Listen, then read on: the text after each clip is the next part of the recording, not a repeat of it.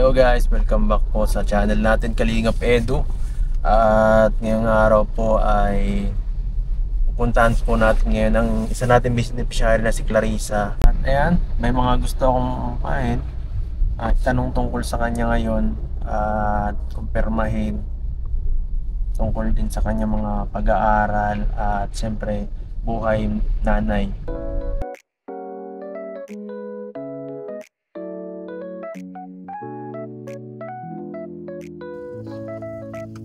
Ako po yan.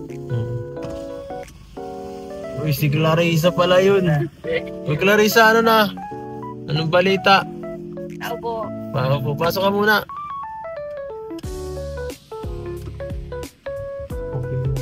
Saan ang bahay niyo? Malayo dito? Saan? South Road. Doon pa. Dito. South Road pa. Pa Manila. So, iba na ang lugar to Clarissa. Dito sa inyo So, doon ka nakatira ngayon sa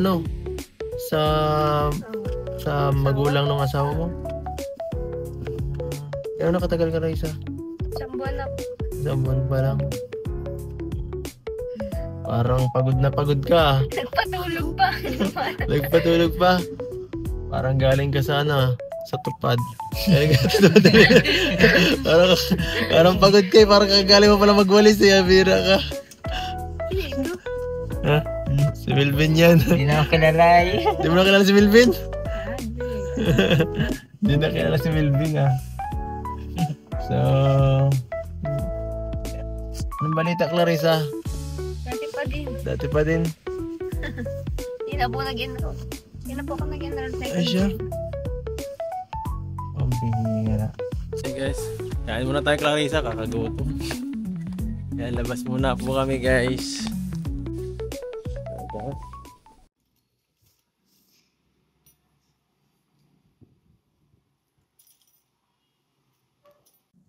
So ayan, at kunting interview ko yan kay Clarissa kasi syempre madaming nangyari, sobrang daming nangyari bukod pa dun sa sa panganganak. Bukod sa panganganak, sobrang daming nangyari ngayong panahon dito. Nagbagyo pa, kung ano-ano na nangyari. Pero ito tuloy pa rin tayo sa pagtulong. So, ay, Clarissa, pambihira nung time no see. Simula siguro nung kailan ba huling vlog ko sa'yo? Matagal-tagal na rin Sa sa ospital. Sa ospital, mga 2 months na. 2 months na. 2 months na si BBI. Grabe, tagal na rin 2 months ago na. So, grabe rin talaga yung parang bilis ng panahon. 2 months. 2 months na si BBI. 2 months, pero mamalayan natin sunod. Nakakalakad na yung baby mong yan. So, sunod, makulit na yan. Hindi mo na malayan, bilis ng oras. Pero advantage din sa'yo, paglaki mo, mayroon ka na agad patulong, may binata ka na agad, di halata kasi bata ka pa eh. Yan ang advantage pag bata pa eh. Pag nag-30 ako, di may 10 taon na. Oo. So, hi. Pero, nitong mga nakaraan na Clarissa, nung bago ka ang anak, mga bagay na realize o naisip ng mga ganong panahon? Nung bago pa ako manganak, ay siyempre po, nag-isip ako ng paano na kami, paano kung papalaki ang anak ko, paano pag nanganak na ako, kung makakapagpatuloy pa ako sa pag-aaral, mga ganong bagay po. Tama, kasi tungkol din kasi yung pag-uusapan natin sa siyempre tungkol sa siyempre family mo. Siyempre mahirap na yun pag may pamilya, marami ka nang isipin. At sa atin naman dito, tutulong tayo hanggat naabot tayo sa tama. At ngayon may nakwento ka rin kasi kanina na parang yung mga kasamahan mo sa boarding house na parang hindi ka na rin kasi daw parang wala ka na rin, parang hindi ka nag-enroll ngayon sa Hindi na po ako nag-enroll ng second sem. Bakit? Clarissa nangyari? Kasi naiinisip ko din po kasi pinag-isipan ko din. Baby pa po kasi si Tutoy. Nang mag-aasikaso sa kanya, paano naman siya. Parang hindi ko naman po ititigil totally yung pag-aaral. papalaking ko na muna siya hanggat kaya. So, wala bang nag-a-asikaso sa bahay niyo? Wala Mga po. busy ba ang tao doon? Si mama mo, baga po, hindi ko man pwedeng iasa kay mama. Kahit nahiya ka rin Opo. ano? Di baga po nakakita si mama. Oo. Ay, yung mama na ano, sa kabilang bahay. Ay, may baby din po yun. May 1 year old pa. Kaya po talaga. Tsaka, dapat, siyempre, ako yung nanay. Ako muna yung mag-aano sa kanya. Oo, saka ikaw na doon. Ano? Saka na lang. Oo, Hindi naman po titigil ang pangarap. nakakaya rin kasi. Siyempre, mahirap ipaasa yung bigla baga sa ibang tao yung ano mo. Lalo na first baby mo rin, mahirap baga ano. Saka, kumusta yung ano mama, kumusta yung ano, yung pamilya sa kabila na ano mo, asawa? Ay, Kumusta sila? Ay, mahal naman po ako nun. Hindi ka mo ba pinapalo dun sa kabila? Ay, hindi naman po. Mahal din po ako. Kung ano po sila mama sa akin. Ay, ganoon din naman po sila. Ah, Kaya di rin po ako masyado nahihirapan mag-adjust. okay. Buti naman kung gano'n. At least, maganda rin yung pamilya na naging membro ka ng pamilya ng asawa mo. Hindi rin naman sila... Di naman sila pabaya, di naman sila yung kagaya naman nung po. anakan ka lang tapos iiwanan ka na lang Ayun, sa ere. Yun nga po ang pinaka... Swerte, Sa lahat, pinakamabuti. yun ang pinakamahirap kung iiwanan ka pa. Oo. Mahigit na pinanindigan niya yung ano, Opo. nangyari, ano. Nakakatawa. Ganun siya. So, shout out din kay, ano, kay brother. Tatrabaho na. Nagtatrabaho. So, saan sa nagtatrabaho? Ano po siya, rider. Rider ng ano. Mga parcel. Ay, rider. Kala ko ano, ibang rider. Rider. Rider in Paikot-ikot tandem. lang. Kala ko rider in tandem. Wag yun ha. Eh, magkasama kami eh. Tatlong taga. Ikaw tagakuha ng parcel. Oo. Bata mo dyan. Huwag lang manghihiklas ng mga baga. Huwag yung ganang rider. So, wala nang pahinga muna pala si Clarissa. So, siya nga pala 2 months, medyo matagal din. Medyo ano ba, nitong mga nakaraan, Ano po? medyo nag-alangan ka ba na parang ay baka hindi na ako tulungan ni Kuya baka kasi Ay, oo naman ganito. po, siyempre. Akala ko po kasi, yung una, sabi ko eh, tigil ko na lang, tapos, siguro wag na lang din ako mag kay kuya, kasi parang hindi naman ako deserving na tulungan na, kasi nga, Oo. siyempre, ako tinutulong, sa akin po, siyempre, na, nung buntis pala ako, yung inisip ko na, isa akong beneficiary, tapos, ganun lang yung ginawa ko. Sa una kong pagkakamali, pero at least, pinanindigan ko naman. Tama. Correct Kaya lang. siyempre, hindi ko rin po ano yun sa inyo. Kung hindi nyo na po ako tutulungan, ay okay lang po. Kasi sa inyo na lang din po. Hindi ka masyadong Hindi na po. Parang, bahala na po. Bahala na kayo kung ano yung gusto nyo. Hindi ka ba magagalit sa akin kung Ay, hindi naman po. i-stop Hindi naman. Clarissa? Hindi naman ako magagalit sa inyo. Susumpa mo lang ako. Papakulam lang. Ipapakulam mo ako. So, naisip ko rin yan kasi siguro na parang ano bang gagawin ko kay Clarissa kasi syempre mahirap din isang tabi yung ginawa mo na parang nagkamali ka tapos sobrang dito basta-basta ano kasi pagka nagkaanak ka mahirap na ano parang mabigat yung ano kasi Sobrang hirap. saka mabigat yung parang penalty na ano parang kasalanan na bigay mo saka ano yun sa inyong sa usapan natin paaral lang ano ko paaral lang syempre ang aking sagot. Opo. Hindi nakasama yung sa pagpapatulong pag may bata ka na. So, Dapat kami na yun, magulang oo, na kami. Kasi parang ang magiging point niya parang kukonsintihin na. Parang medyo ano doon. Pero kung sa akin naman, kung magpapatuloy si Clarissa sa pag-aaral, hindi man ako magdadalawang isip kasi may mga tinutulungan naman tayo dito sa Kalingap na may anak na rin.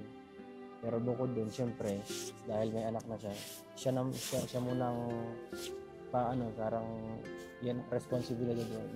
Kailangan mong panagutan yung sa gawa mo, Clarissa, para at least hindi naman natin masyado masabi na ng mga fans din na masyado akong mabait or ano.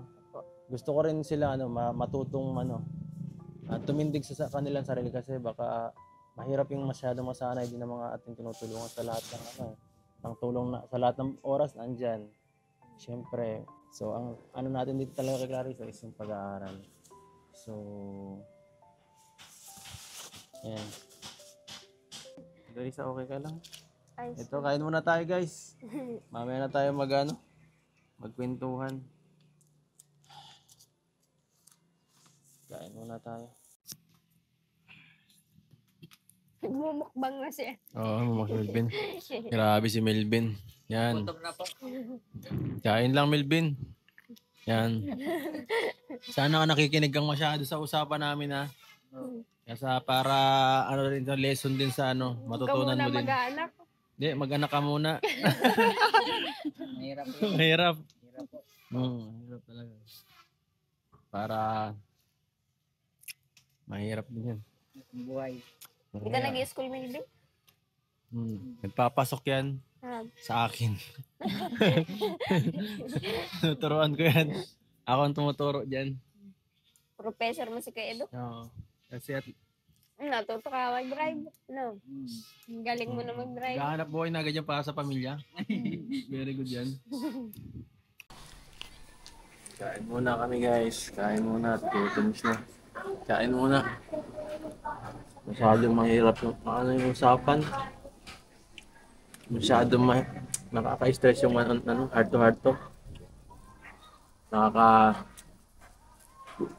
Mahirap magtanong ng mga ganitong usapin tungkol sa personal. Hindi ako sanay. Karaniwan ligaan lang ang gusto ko eh. Ayoko ng vlog na ganito. Lungkot. Malungkot. Ayoko ng malungkot na vlog eh. Kasi siyempre tayo, nag-uplift tayo ng tao. Gusto ko lagi nakakatulong ako. So siyempre, nagawa tayo ng paraan para matulungan sila sa kanya. Kung gusto niya maging magtinda ng baseball, why not?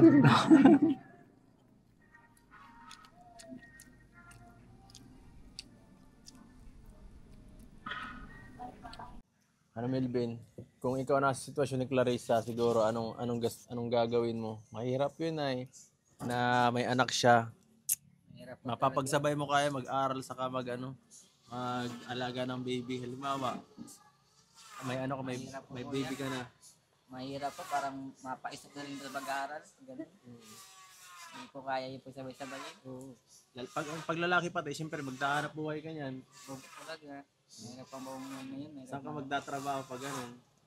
Sa bundok. Ay, mahirap ko sa bundok. Kaya mag-iisip-isip ka kung saan mo gagamitin yan. Kung Bawal po. Bawal pa.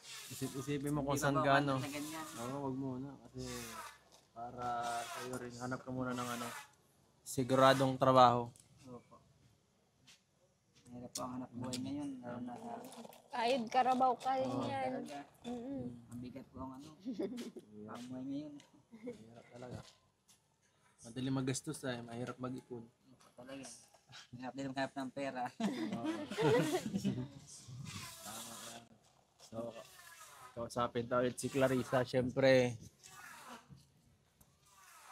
Clarissa, itong napag-usapan natin tungkol dun sa pag-aaral mo, nakwento mo na ba ito kala mama mo? Nasabi mo na? Ay, hindi ko po nasabi kila mama. Na ma-stop na? Ay, opo, nasabi ko na sila yun. Nasabi mo na yun? Nung nalaman nila mama, anong nila, reaction nila? Nalungkot din po, syempre. At akala nila kahit may anak ako ay mapatuloy pa. Nga po ang usap namin. Kaso nakikita ko po kasi si baby na parang hirap. Mahirapan? Oo. Mahina ba ang katawan ng baby mo? Ay, hindi naman po. Breastfeeding po kasi ako, kaya mahirap ay tagdran. So yun pala. Sila kuya mo, ganun yung erection. Opo, syempre nalungkot din. Wala naman nagalit sa iyo sa mga nangyari. Nung mga, Wala naman. oy, Pero ano lang, Clarissa. nalungkot lang naman din sila. Second year na baga po sana. Wow. Wala naman magagawa. Yan talaga. Ganun talaga ang buhay. Minsan, may mga nangyayaring hindi natin inaasahan. Baka kasi po may dahilan din. Oo. Bakit? Baka malay mo, diyan ka mas lalo makakuha ng motivation sa anak mo para mas maging masipag. Oo. May mga ganun mas lalong ginaganahan kapag ka na ano, nako-cornered sila. Minsan pag wala na talaga mga sandalan, dyan ka dumana kasi ang mabubutan mo na lang yung mga ano, Talaga mahal sa po. buhay. Kahit talaga sa bantayog ng pangarap mo ay isusurrender mo para sa anak mo ay ganun Oo. nasa isip ko ngayon. Tama. Akala ko dati, iiwan ko muna kung sana sa biyanan ko, ganyan. Tapos maaral ako. Hindi pala ganun Hindi kadali. kaya. Kasi pag nakikita mo na yung anak mo, talagang mapapasabi ka na, tigil ko muna, pabantay ako ng anak ko. Hindi mo matiis Oo. yun. Susunod na lang. Grabe. So, ganda, at least. Pero may bala ka magpatuloy, Clarissa. Ayaw po, syempre. Lalo na sa hirap ng buhay. Hindi ko rin naisip dati. Oo. Ay, di paano yan ngayon? Stop ngayon tapos susunod na taon, ganun. Sunod na taon siguro. Susunod na taon. Di paano? Susunod na lang kita, ano? Susunod, Okay. susunod na taon. Okay Pag lang. ganun ba, okay lang, Clarissa? Wala naman Kasi po, siyempre, kuya. ano May yan, mga ibang tinutulungan Oo. ka pa. Okay lang naman po. Walang problema. hindi ka mamagtampo kasi sayang, sayang kuya. Papakulam lang. Sayang. Hindi hirap. Pero at least, okay lang kay Clarissa. Opo, okay lang yun po. Pero ang mahalaga, hindi natin iiwan si Clarissa kapag ready na ready siya. Ano. So ngayon parang ano lang, pansamantalang ano muna, pagpaalam kay Clarissa po mga kalingap para makapag ano muna siya sa baby niya, mabantayan niya muna hanggang sa ito ay medyo lumaki-laki na para kaya nang iwan ni Clarissa kasi ngayon po siyempre bata pa, mahirap pa yung ano, wala pa masyadong ano. Siyempre mahal-mahal pa yan ni Clarissa masyado, mahirap pang iwan-iwan. Naintindihan natin si Clarissa. So pag siyempre pag next year, siyempre aanin natin ulit si Clarissa, tutulungan. Kung ano ka pa, kontakin ulit kita. At pwedeng kontakin mo din ako pag kung sakali. Para oy kuya, ready na. Mag-aaral po ulit ako. Kung sakali lang, pwede makihingi ng tulong. Ganyan. O kaya ako na mismo pagka pupuntahan ulit kita. Tsaka di ka naman kuya mahirap mahirap agilahapin. Oo, dali man. Pag isang ano mo lang kay Kuya Edo ay naandyan agad to the rescue. Pag handa na din po ako, hindi, pasok po ako ulit. Sa ngayon ay siguro focus na muna ako sa anak ko. Hanap na lang din ako din. Pwedeng trabaho, extra. Ano muna anak mo at dahil pa naman yung asawa mo. Bantayan mo muna. So, yung sinabi ko, seryoso yung Clarissa. Ano lang muna ngayon. Basta, pahinga muna. Kasi, ang usapan naman natin kasi talaga ay pag-aaral eh. Doon kita tutulungan. So, doon kita hihintayin sa pagka-ready ka na ulit mag-aaral. Walang baka mayroon kang gustong sabihin or sama ng loob. Okay lang, maintindihan kay Clarissa. Papatayin ko na lang yung camera. Mamaya. Ipapakat ko na lang sa editor. Hindi, kala ko nga po ay hindi nyo na ako papag-aralin at gano'n na nga ang ginawa ko. Pero natutuwa pa rin po ako sa kabilang banda kasi iintayin nyo pa rin ako hanggang sa maging ready na ako mag-aaral. Sobrang unexpected na ganun yung masasabi ninyo pa rin. Kaya sobrang thank you pa rin po. Kuya Edo. Saka bata ka pa. Hindi naman ito end, kumbaga. Oo. Parang another challenge lang pero sa buhay mo na binigay ng Diyos. Pero laban lang kasi hindi naman end of the world eh. Ang masama yun, kung may cancer ka talaga o na di mo na talaga kayang labanan, yun ang masakit. Pero ayan, mabubuhay ka pa naman. Kahit malaki lang yung anak mo, mas medyo madadagdagan lang yung responsibilidad, pero hindi pa katapusan ng mundo. So, yan, Clarissa. Siyempre, bago tayo mag-uwi, may abot akong konting tulong para sa'yo. Galing sa ating channel. Ito. At para sa'yo, para may pangbili ka ng gatas, para hindi ka maubusan ng gatas, Clarissa. Para hindi ka Ayan, maubusan ng gatas. Ayan, Clarissa. Namamarayat ka na, kailangan mo kumain ng maraming bigas. Masaka pa nga. Nagbagi-baga kuya. Di makasaka. Baka puro, puro am na lang pinapainom mo sa baby. Kawawa mo yun eh. Baka puro am. So, kailangan mo na magpalakas, magpa-condition ito, 2,000 para sa Clarissa, tanggapin mo yan. Para may budget ka ngayong linggo. Yan. Bili mo ng puro, pampalakas mo at gatas ni baby para makapahinga ka naman. So, yan Clarissa, anong siyempre gusto mo sabihin bago kami magpaalam sa'yo? Okay, Edu, thank you sa pambili ng gatas. Hindi ako nakakapagsaka ay. Oo.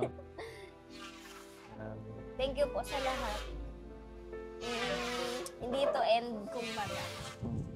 Papatuloy ba rin po ako sa pag-aaral. Bantayan ko muna yung anak ko sa ngayon kasi hindi ba talaga niya kaya, baby pa. Kailangan ko munang gampanan din yung pagiging nanay ko. Tama.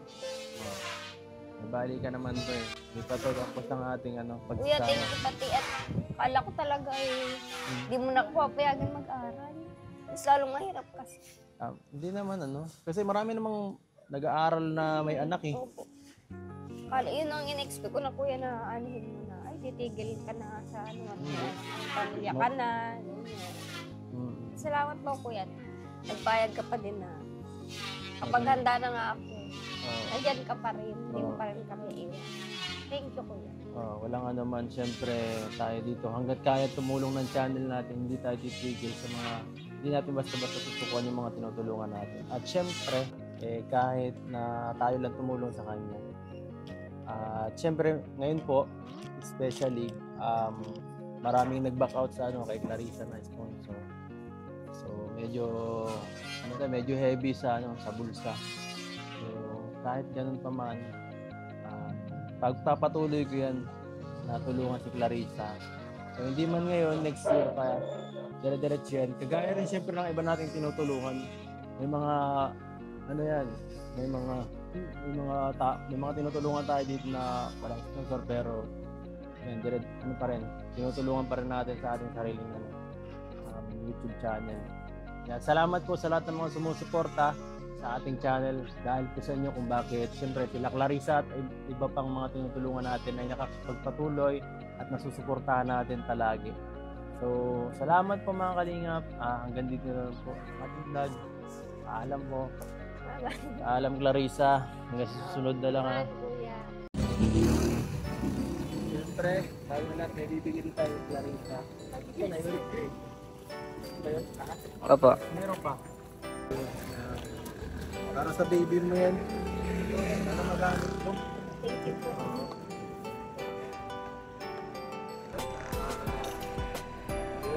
Sana kasi talaga ito. Mapabuti lang ang kalagayan na taong nangangailangan at hindi niya pababayaan maghanap ng matutulungan.